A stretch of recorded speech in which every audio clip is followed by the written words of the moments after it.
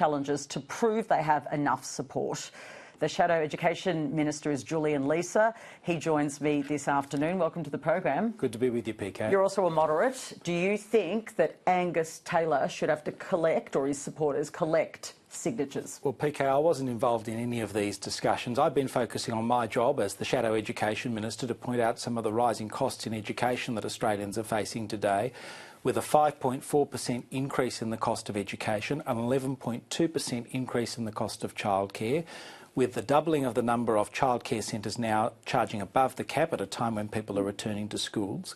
Australians are facing a cost of living crisis. That has been the focus of my work. I'm not focused on these other matters. I absolutely respect that that's what you want to focus on, but you know... It actually has been what I've been focused on. I actually absolutely believe you, yeah. But I also know that in your party there is feverish activity in relation to Angus Taylor. So I'm going to ask what your view is. Do you think if they want to challenge for the leadership, they should collect signatures?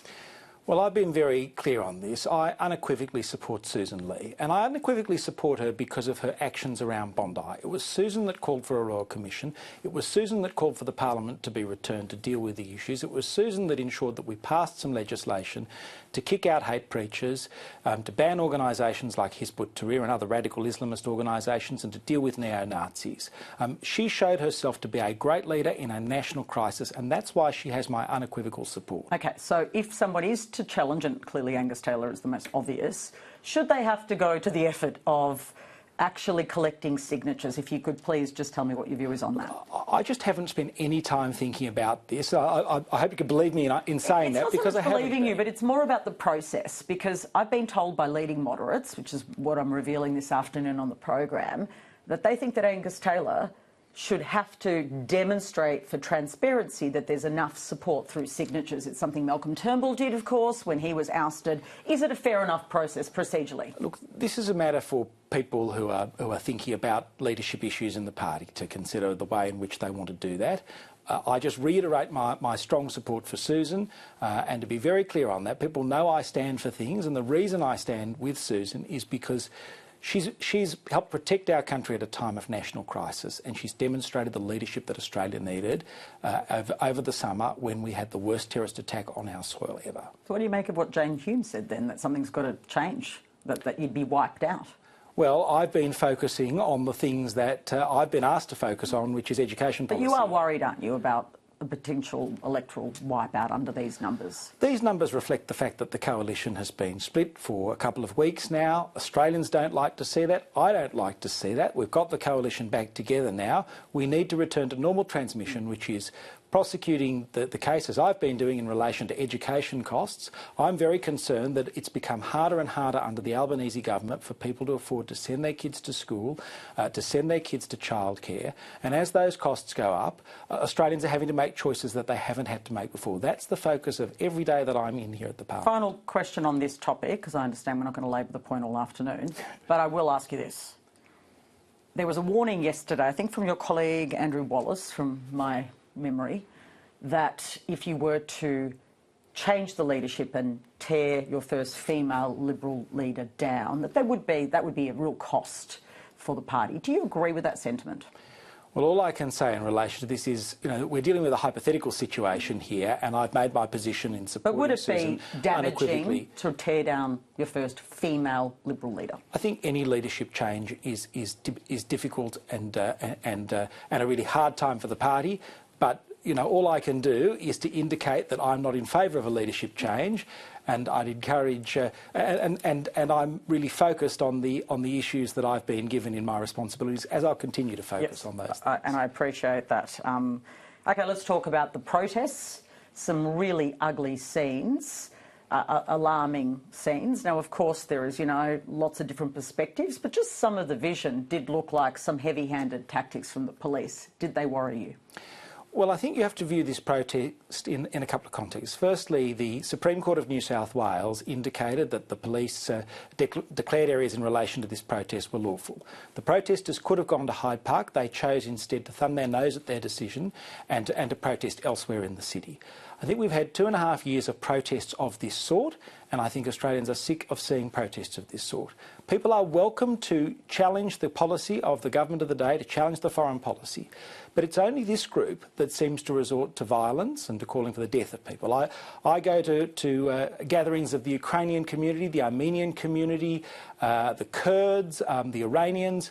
People are there protesting very peacefully. There are never incidents like this. Unfortunately, repeatedly with this group, there are regular incidents of violence. Don't you think there's any responsibility also on the police in terms of their behaviour?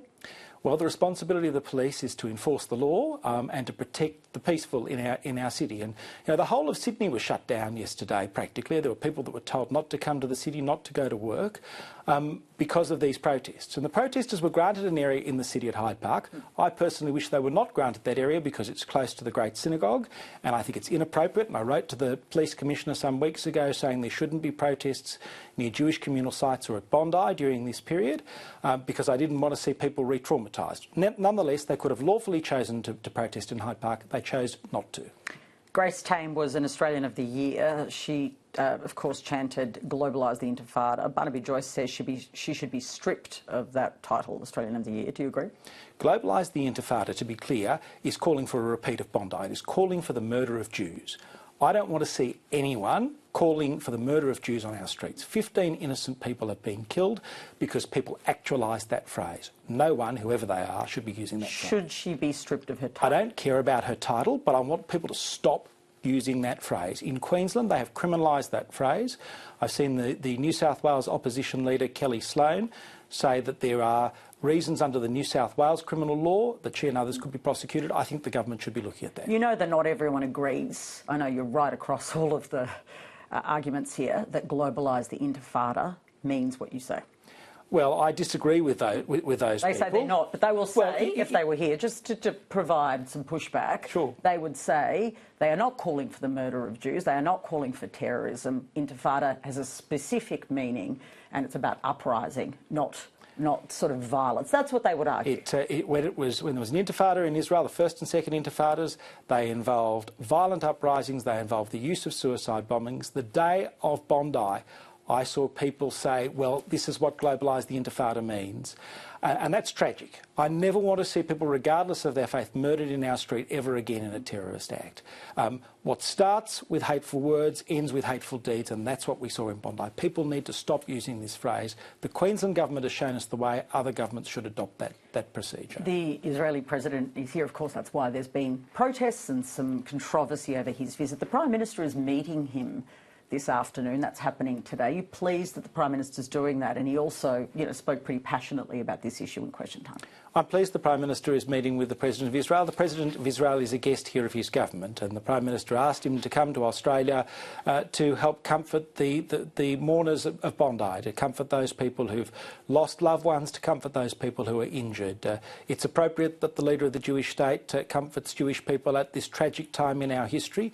It should also be said that Israel sent people to Australia to help with the aftermath of Bondi, to assist the ambulance services in the proper preparation of bodies and the like, because of the large number of incidents that had occurred there. So it's entirely appropriate that he's here, and it's entirely appropriate that the Prime Minister meets him. When the Prime Minister spoke quite passionately about the invitation and that he stands by the invitation, because he has been criticised, as you know, he also urged everyone to take down the temperature. Do you agree?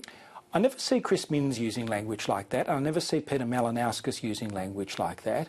I think, there are people who feel very strongly that the government has not done enough over the last couple of years. You've heard me many times on this program and others say the same thing, Patricia.